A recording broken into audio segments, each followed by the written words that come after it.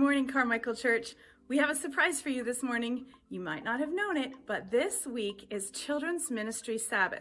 So we present to you an entire service completely led and run by our own Carmichael children. I know that you are going to be wowed and proud. So enjoy what our children bring to you about the love and the life and the excitement of Jesus.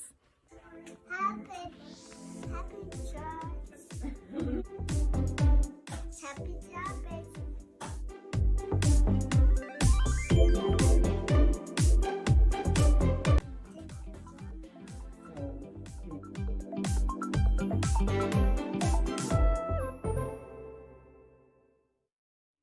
Hello, Carmichael Church family.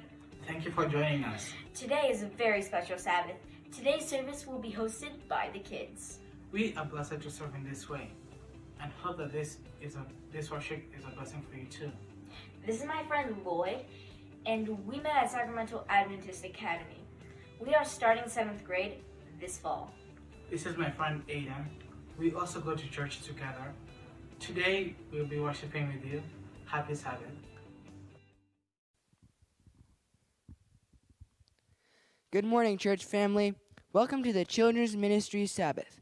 Wherever you are joining us from this morning, we're so glad you've chosen to worship with the Carmichael Seventh-day Adventist Church. As you can see, we're back. Some of you might remember we're the same 4 guys who welcome you to VBS Sabbath every year. But as you can also see, it's not VBS Sabbath. Our church had to make the hard decision to cancel VBS this year for the health and safety of all children and families.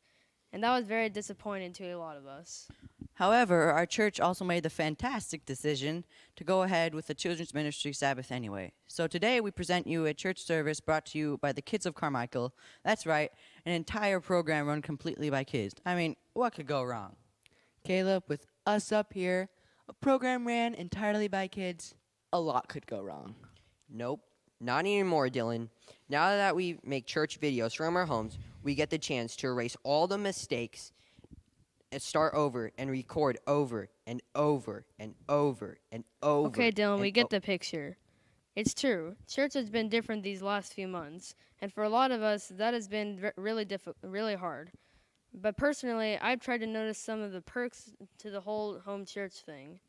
There are definitely perks to home church, like showing up in your pajamas, eating tater tots during the sermon, not waiting for my mom to talk to every last living soul in the whole building, and falling asleep on the couch after the church service. Caleb, I'm pretty sure I've seen you fall asleep before we started doing church at home. Just saying. Hey guys, at least we don't get in trouble for laughing and whispering too loudly during church anymore. As soon as we get back to church together, I can guarantee that will begin happening.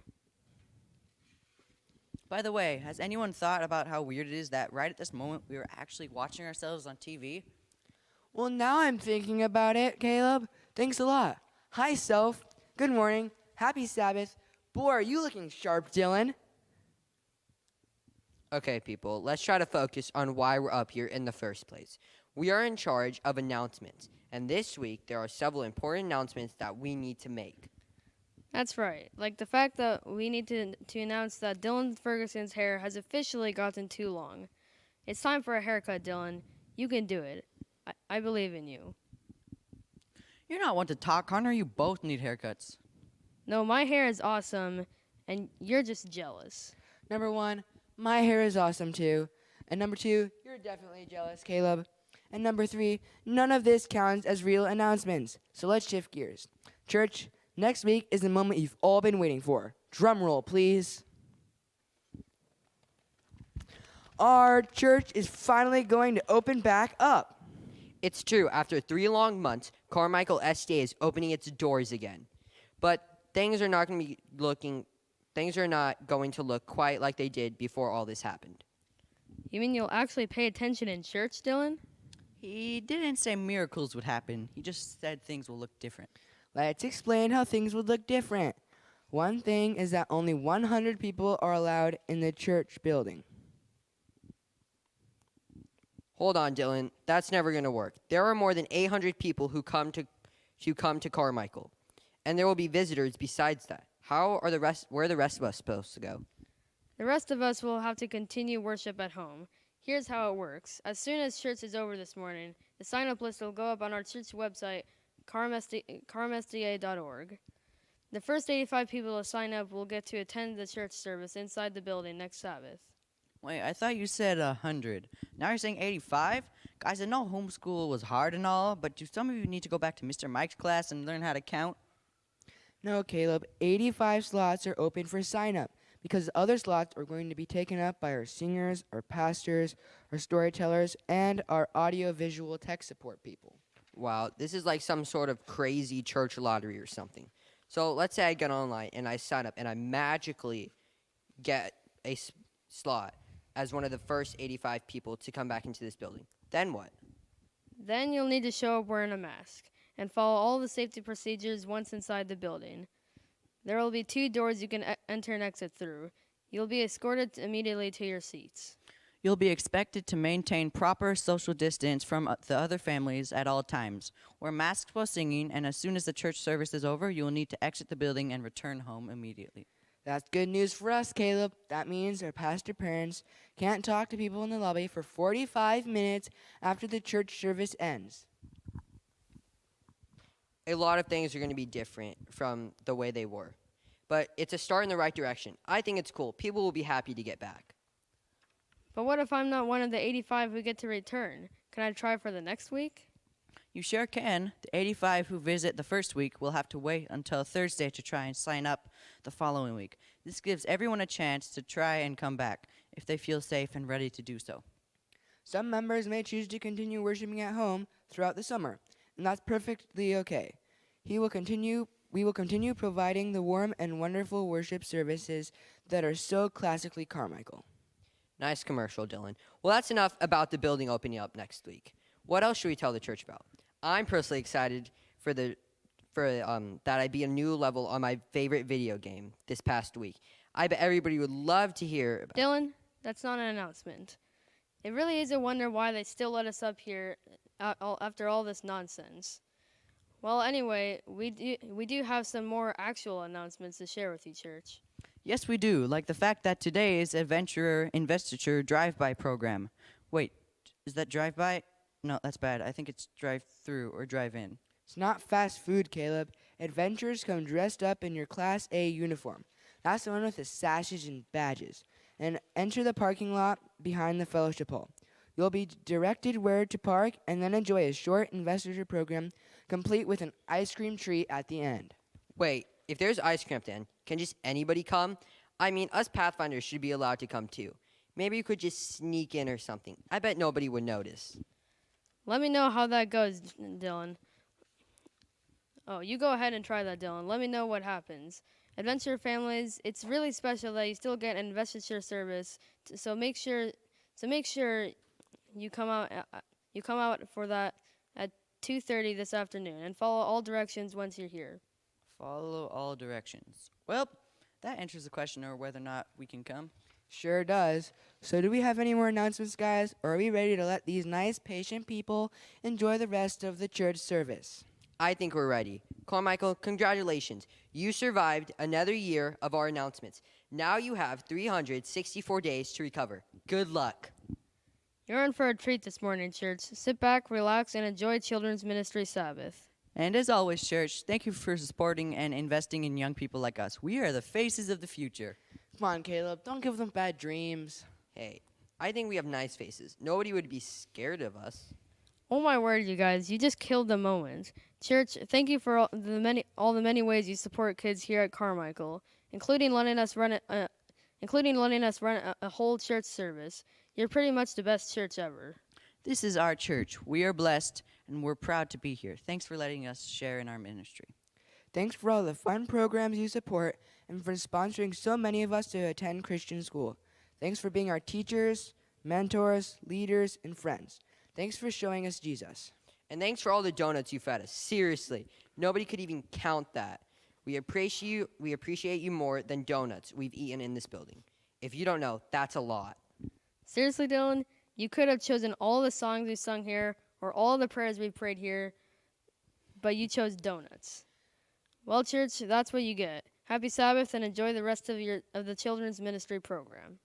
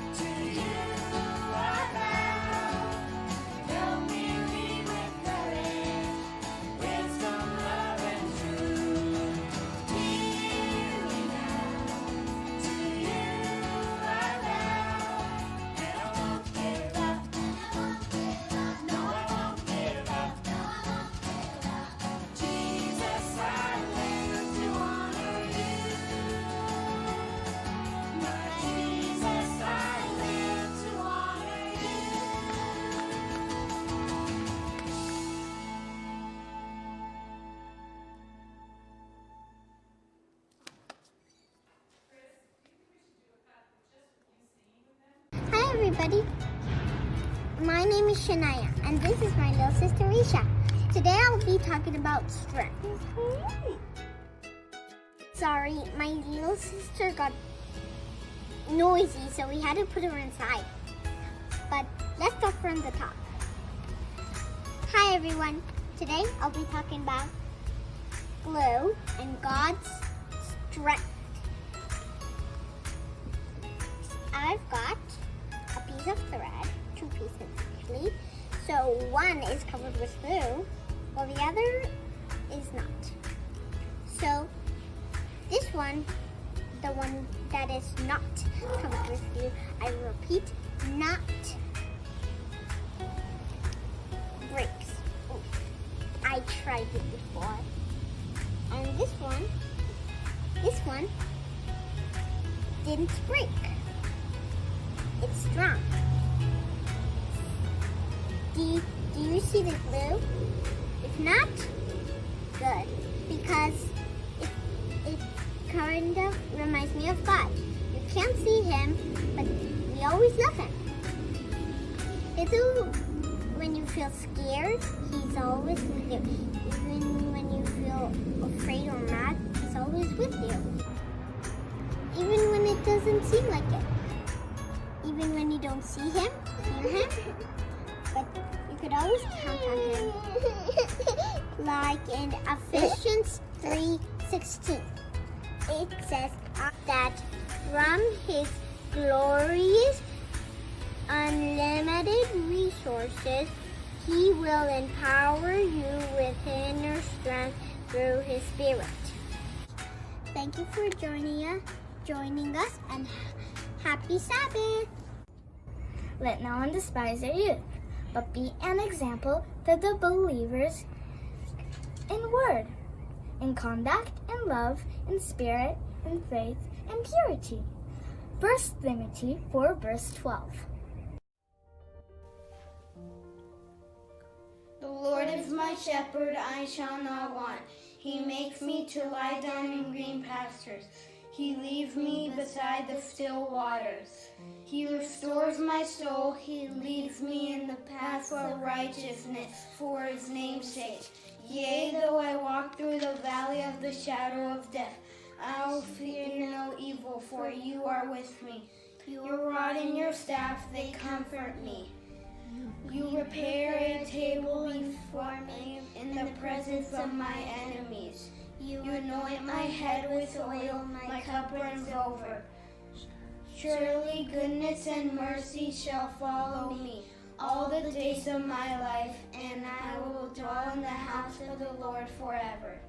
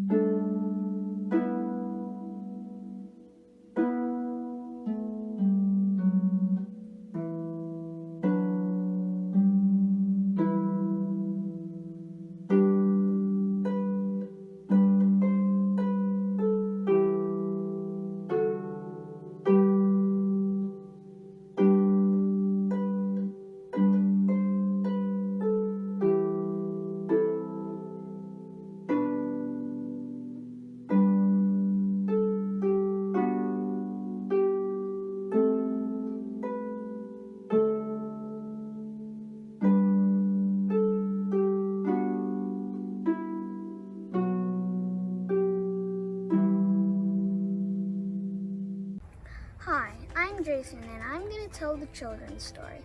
It's about when my dad and his friend Mike, but not Mr. Mike from SAA, so don't worry about this, Mr. Mike. And so they were working at a summer camp, and one day they were doing 50s day where you have to dress up from the 1950s.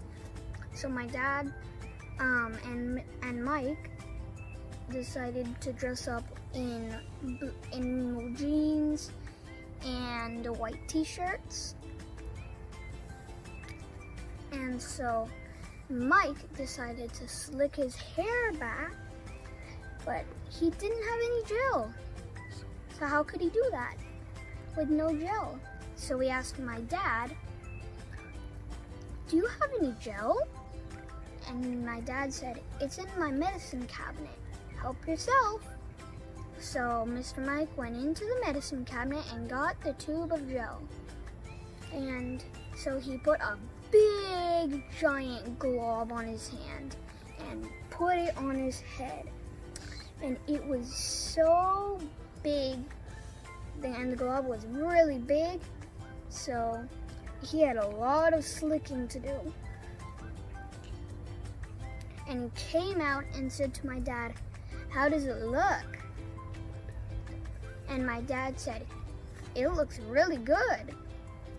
So then, but then Mike said, "But what kind of gel is this? I keep on tapping my head or hitting it because I can't feel my head." So my dad said, "What type of gel did you use to slick your hair back? The gray tube?" And Mike said, "Yeah, I think so." So my dad went in the bathroom to investigate. So then he found a clear tube on the counter rather than a gray tube on the counter. So apparently he slicked his hair back with a big giant glob of poison oak medicine. And that's why he kept on hitting himself in the head. And so for the rest of that day, he kept on hitting his head and shouting, "I can't feel my head! Take me to the doctor! I can't feel my head!" So my lesson today is be careful what you put on your head and be careful what you put in your mind. And I'm going to read you a verse from Colossians 3, verse 2. Set your mind on the things that are above, not on the things that are on earth. This week would have been Vacation Bible School. That's a good place to put good stuff in your mind. And another great place to put stuff in your head and good stuff in your head is in the Bible. And make sure you don't put poison oak medicine on your head while you're at a summer camp. Bye. Hi church, my name's Amelia Smith. I love CCK Vesper because they have Maranatha kids. I love Maranatha kids because we get to learn about other kids, and I really wish that I could work with Maranatha too. I like it because it has nice schools and all children can learn nicely and not have dust in their eyes. I hope you enjoy. Bye.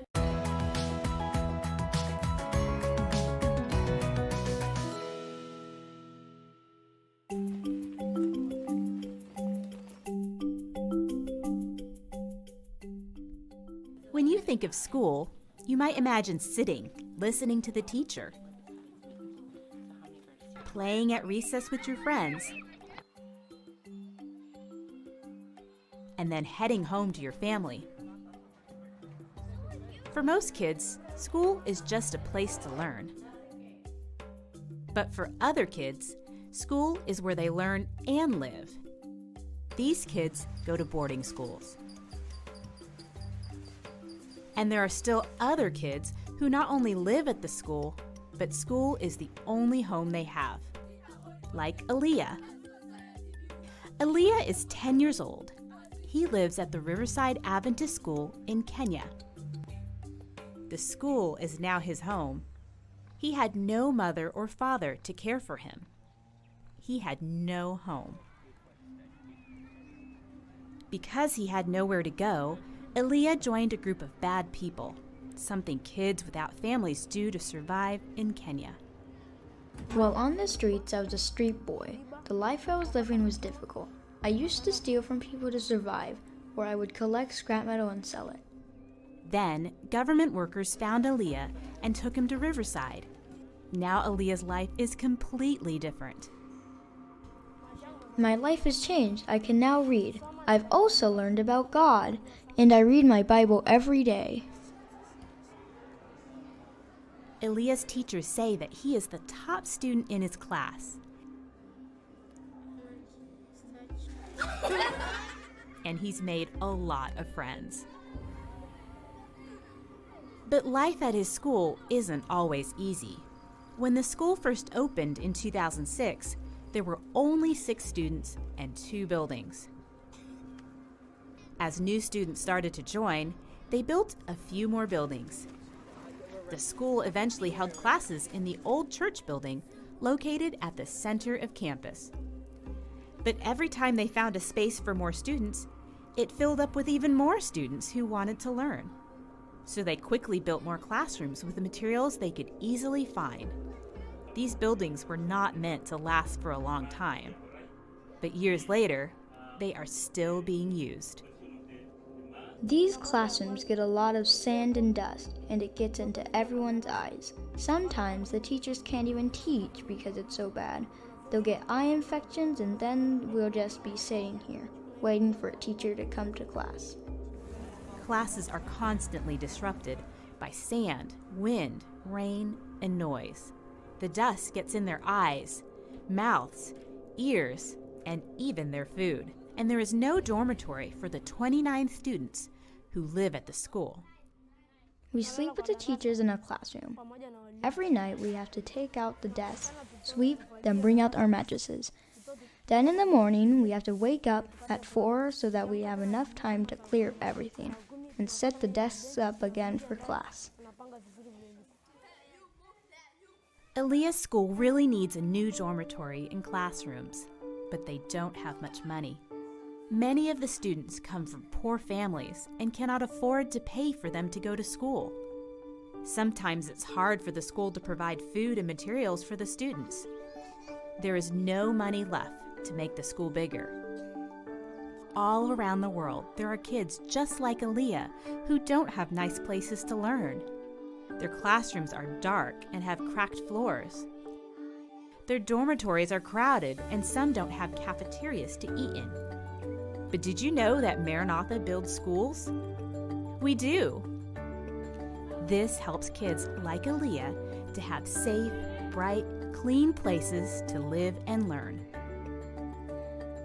But most importantly, it helps them to know that God loves them, and we do too.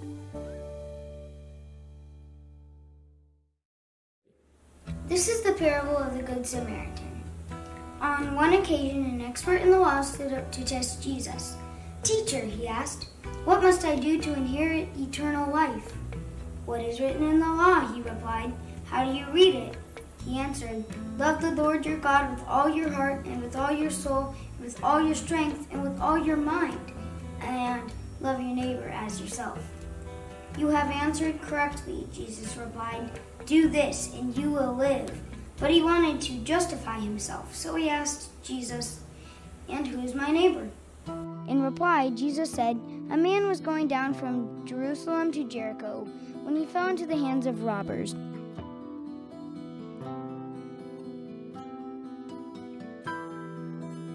They stripped him of his clothes, beat him, and went away, leaving him half dead.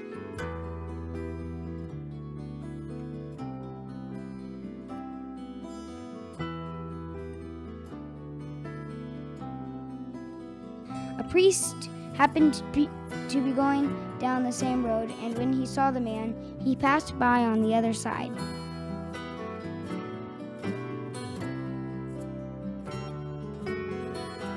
So too a Levite, when he came to the place and saw him, passed by on the other side.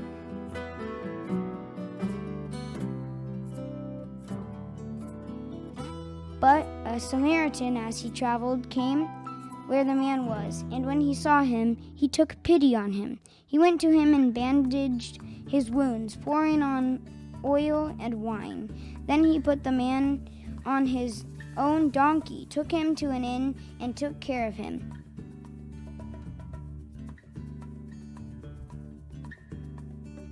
The next day he took out 2 silver coins and gave them to the innkeeper. "Look after him," he said, "and when I return, I will reimburse you for any extra expense you may have." Which of these 3 do you think was a neighbor to the man who fell into the hands of robbers? The expert in the law replied, "The one who had mercy on him." Jesus told him, "Go and do the same."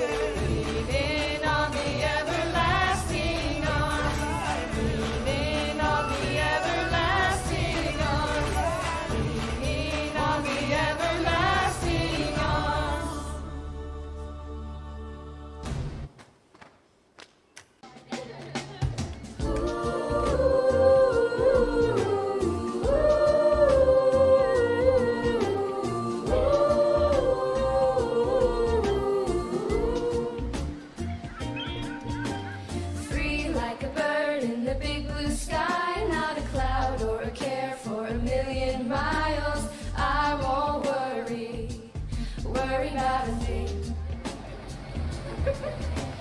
God loves me and He loved me first. He rescued me when I was in a lurch, and I won't worry about a thing.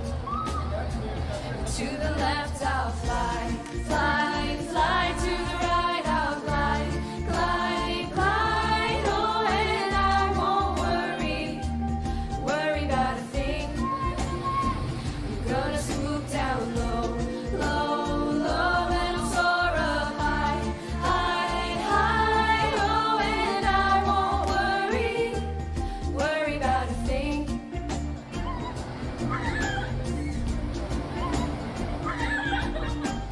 Free like a bird in the big blue sky, not a cloud or a care for a million miles. I won't worry about a thing. God loves me and He loved me first. He rescued me when I was in a lurch, and I won't worry about a thing. To the left I'll fly, fly, fly. To the right I'll glide, glide, glide. Oh, and I won't worry about a thing. I'm gonna swoop down low, low, low. Then I'll soar up high, high, high. Oh, and I won't worry about a thing.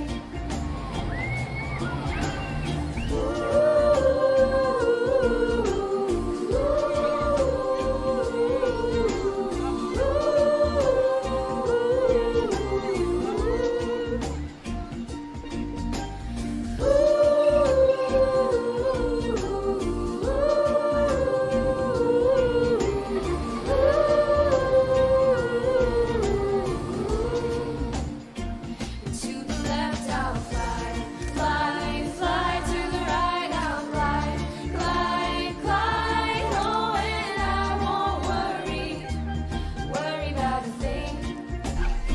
I'm gonna swoop down low, low, low. Then I'll soar up high, high, high. Oh, and I won't worry about a thing.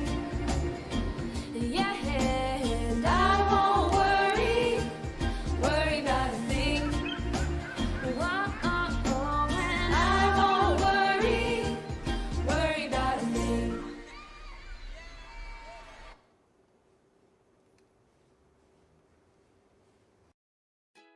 Hey, I'm Mila. And I'm Mala. And today we're going to show you a science experiment. Our ingredients are a very fancy glass, some vegetable oil, an Alka-Seltzer tab, food coloring, whatever color, and a little bit of water, not that much, otherwise it won't work. And it doesn't hurt to have a lab coat. It is very fancy. And a lot of gloves. So, first we want to pour the vegetable oil into the cup to about right there. And then we're going to pour the water in.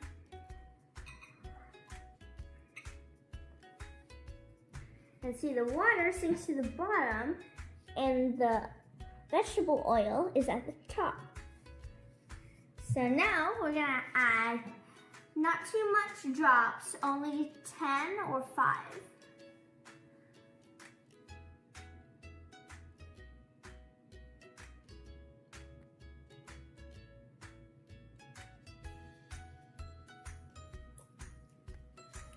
And now we're gonna put the Alka-Seltzer tab in and watch the magic.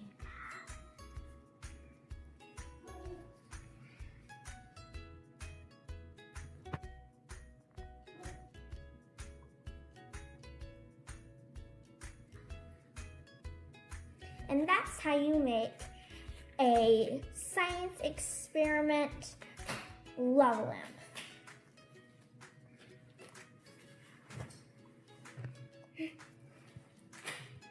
Ta-da! Bye! How our science experiment that we did earlier kind of represents how we need God in our lives. Like, to take for example, COVID-19. You know how we're going through difficult times during this COVID-19, like being away from our friends and our family members and church and not going all the places that we want to go.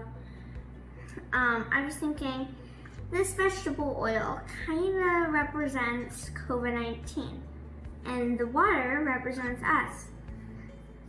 And when we have COVID-19, life was difficult. And life is just getting harder and harder and harder and harder. But if we have God in our lives, then we can do anything. Because He has all the power, so don't give up hope. And remember to trust in God. Because God can take even the hardest, ugliest times that happen in our lives, and He can make something really beautiful. So keep God's love in your heart and your life. Happy Sabbath, CCK.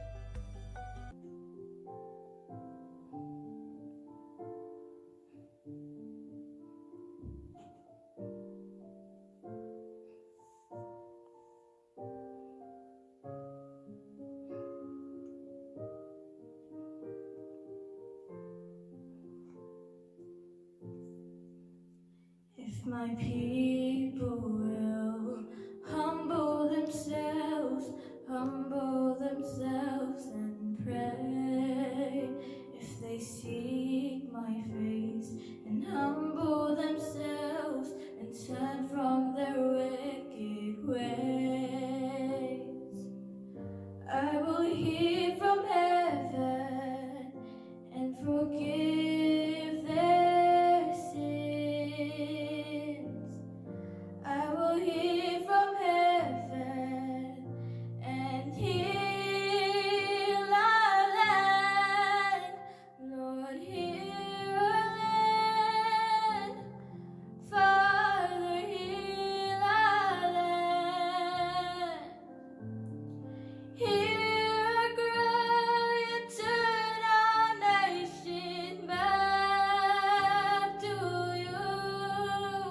Lord, heal our land. Oh Lord, heal our land. Forgive our sin and heal our broken land. Lord, we vow our knee, we humble ourselves and pray. Lord, we seek your face and humble ourselves and turn from my wicked ways. Father, in your mercy, forgive our sins. Father, in your mercy, come heal our land. Lord, heal our land. Father, heal our land. Hear our cry and turn our nation back to you. Lord, heal our land. Oh Lord,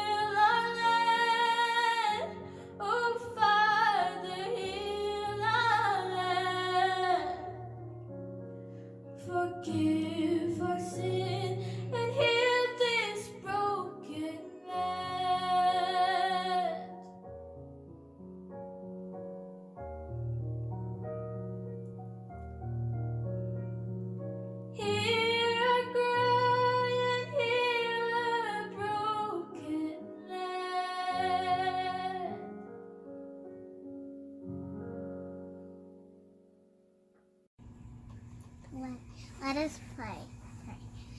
Dear Jesus, thank you for this day.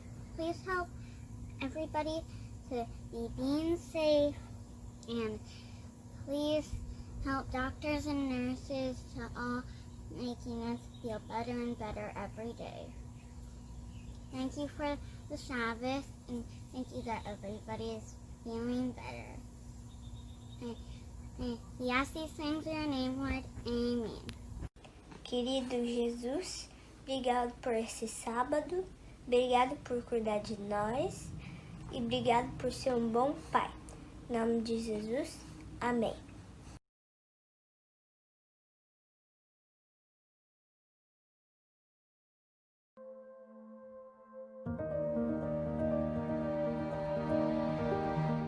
In the last 3 months, staying at home, not going to church, not going to school, and not seeing my friends has been hard for me.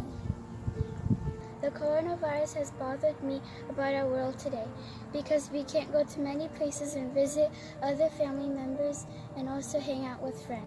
I'm worried about when will everything open up again? Like, will it ever happen? Like, how long? Something that's been bothering me for the past 3 months is all the sick and dying people. It's being stuck with the same people for 24/7. I need to see more people. You can't go to the mall. Some of the hard things that have happened to me in these 3 months are we were supposed to go on a mission trip, and for school we were going to have formal things since it was kind of close to the end of school. Probably the most difficult thing was school because I had to learn everything without a teacher relaying the information. So in things like science and math, there's some new things we learned in math, and I couldn't have the teacher relaying it, and that kind of made it difficult. And what has been hard for me in the last 3 months is that I can't really see my friends, and I can't interact with anyone besides my family, and I just haven't left the house that much. It's been chaotic with these recent events. I know that this has been hard for some people, and I'm blessed with a lot of things, but some people aren't. And according to these recent events, we are equal, but some people don't think that. And some people are being treated unfairly, and I don't really know how to help. Honestly, something that's been hard for me is not knowing everything that's happening. I mean, as a kid, I don't always get the view. I get what I see or what I know from other people or from news, what I see. And it's not always the most straightforward view. It's kind of hard to get opinions from people or facts that are true and that I can see the whole story. So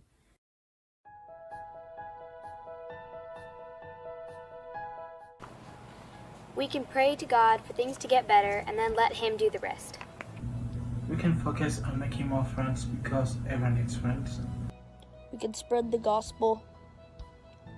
I think as Christians, we should rely on God by praying and reading the Bible. Think about how Christians can solve the problems in our world today is spreading God's love. If we spread God's love, the world will be a better place because people will be happier. Be the hands and feet of Jesus, and be a bigger person and step up for those who are being treated unfairly. Since Christians, the Bible says as things just get worse and worse, it's just kind of God will come when He's ready, and just all the disasters have kind of grown really bad. So I think we could kind of spread that hope to give some hope, spread the word to spread the hope.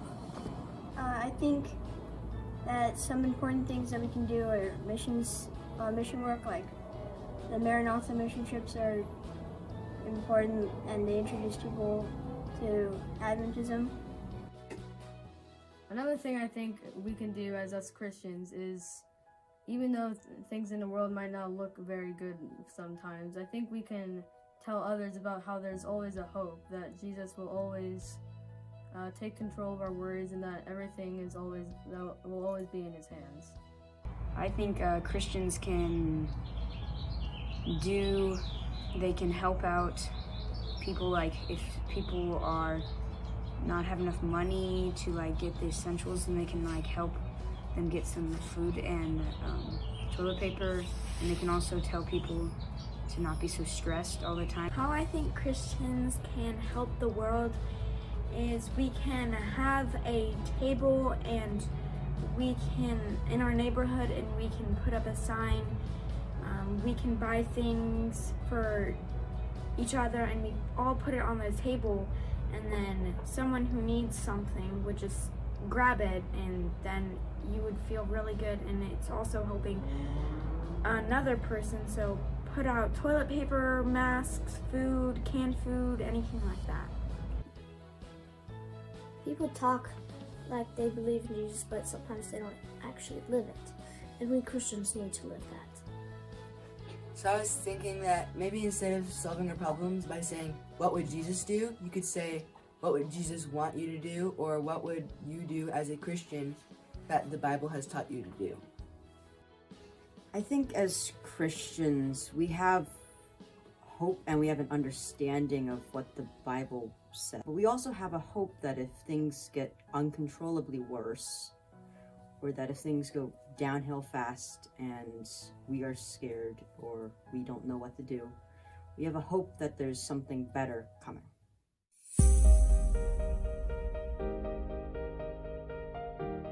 I've learned that God is always there for us and He can help us through all of these hard times. I have learned that God has created our bodies so amazing and so smart that we can heal ourselves. He works in mysterious ways. That even if something goes wrong in the world, God still loves us and He's going to take care of us. He's always with us, and we don't have to ever be afraid because we can trust in Him. I've learned to trust Him with whatever happens, because a lot of bad things have happened in 2020. So I've just learned to trust Him to make, and everything has turned out all right. I've learned about God that He's always with us and He'll never leave us no matter what's happening, and He's always watching us and making sure that we're doing okay and giving us blessings. One thing that I've learned about God during these hard times is that He can always make it better. One thing I've learned about God in hard times is that He always has a plan and that it will always work out in the end.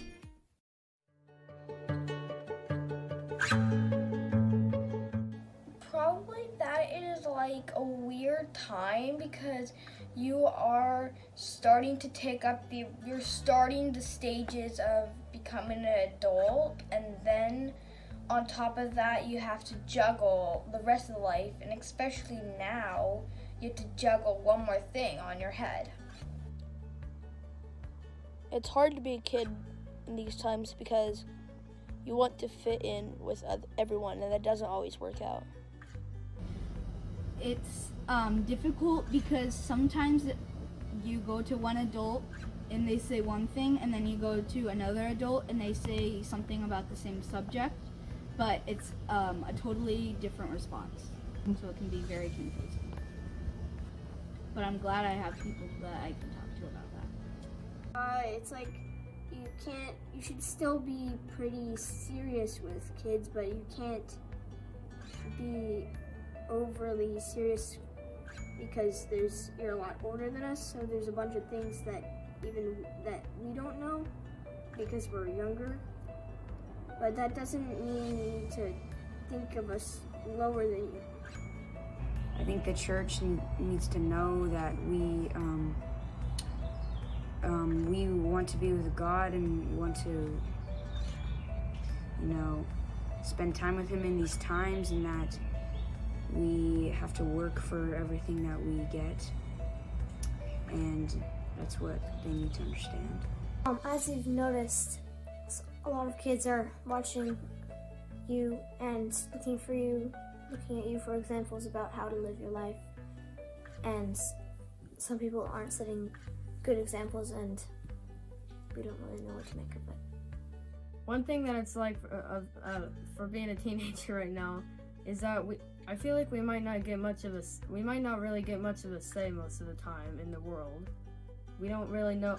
We don't really get to know a lot about what's going on. We're limited on information about when things will get better or when things might change. Our opinion seems like it doesn't matter sometimes. As a teen, I guess, we'd like to help, we'd like to change what's going on, but we don't always know all the information going into it. We don't always know what's happening, but we don't always know how to help. We feel like our opinions don't always change what's happening, or can change what's happening. I know sometimes we can, and I know that if we try, our opinion can matter, but it's not always like that.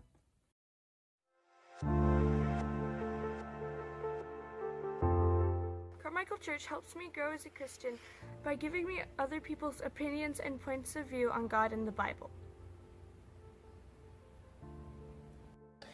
It helps me grow as a Christian as I'm involved as in VBS, Adventurers, and Pathfinders, and also Sabbath School.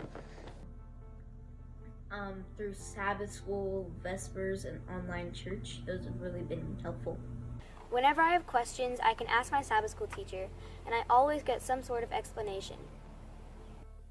It helped me connect through Jesus with all my friends. Like, I really liked doing Steve Moran's Sabbath school.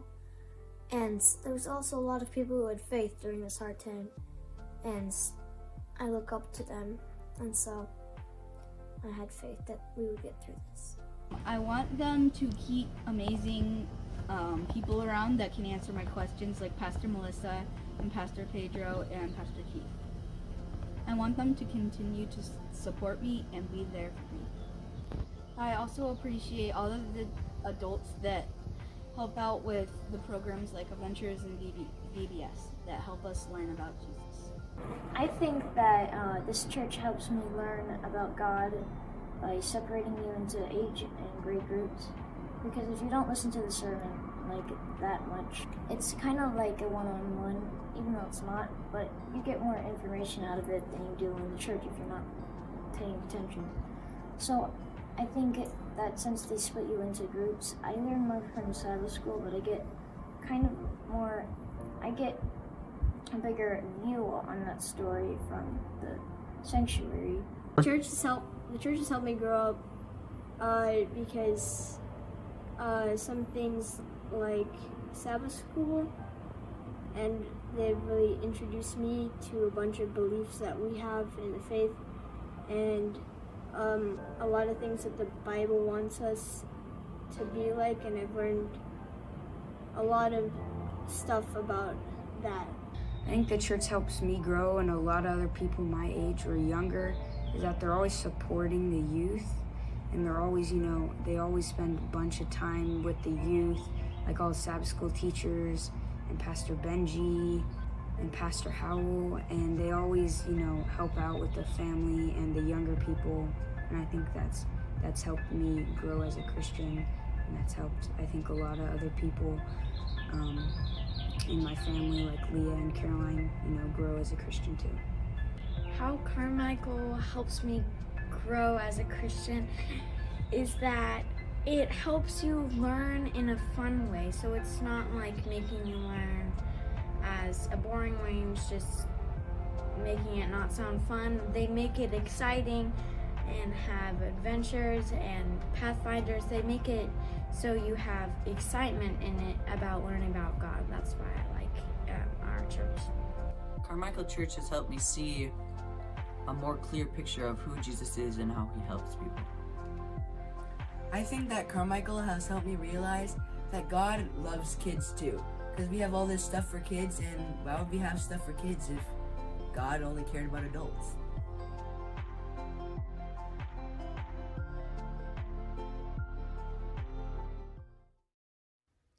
As a family pastor, I have to admit that I am regularly and repeatedly inspired by the wisdom of children. I'm humbled by the promise and the possibility that I see inherent in every single one of them. I love the wholehearted way that they live, the open arms approach that they take to everything. And if I'm honest, I want to be more like them. I think it's what our world needs today. When we think about our world today, if you're like me, you've been asking the question, what should I do? What can I do to impact change, to make the world a better place, to dramatically shift the face of the future? Well, I have an answer for you. It might not be like the answers that you've been reading or hearing, but I suppose it's the classical family pastor answer. If we want to impact the face of our future, we must invest in the future's most important resource, our children. We must invest in children if we want to change the future. But what does that look like?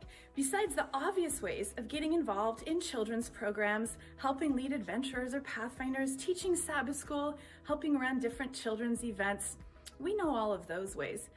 But let's say, what if you're not as creative as Steve Moran or Caroline Smith? What if you're not as organized as Shara Mock or Carrie Caballero? What if you're just not as sporty as Dustin Kalm or Myron Kayabyab? How can you get involved in investing in children? Let me tell you 2 stories. A while back, I can remember a friend was sitting on my couch, and she was telling me that when she was a girl growing up in the Midwest, there were these certain church ladies who would just appear at her front door out of nowhere and ask for permission to take her out for ice cream. And they would sit together and they would eat ice cream and they would ask her about her life and just talk. She says that she knew that those women from her church cared about her. And by that, she knew that her church cared about her. And she counts this as one of the most important reasons that she's a member of our church today. I can remember sitting at the kitchen table of another one of our church members quite a while back, and he was telling me about how when he was a boy, his mother's boss was a Seventh-day Adventist. And this man would invite his family to go on camping trips. This man encouraged him as a young musician. And one day, this man shared a gospel presentation with him that was so simple and yet so touching that he knew he would give his life to Jesus and the church forever. And we benefited from those simple acts of those few people right here at Carmichael. So what can you do to get involved, to invest in the life of a child? You can do simple things, intentional things, maybe for some of you, bold things, but important things. Lean in, let them know you care. Pray to God and ask Him to lead you to a certain family or a child. Even if you have kids of your own, that's the perfect way to invest in other kids. Widen your circle, bring them into your home. Lean in to the lives of children. Because Carmichael, when we invest in our children, we dramatically impact and change the face of the future forever. Boys and girls, bow your head and close your eyes and fold your hands. Dear God, thank you for me and my sisters and my family, and help other families to go through this virus and make it stop. And we thank you for Carmichael Church and all that we have. Amen.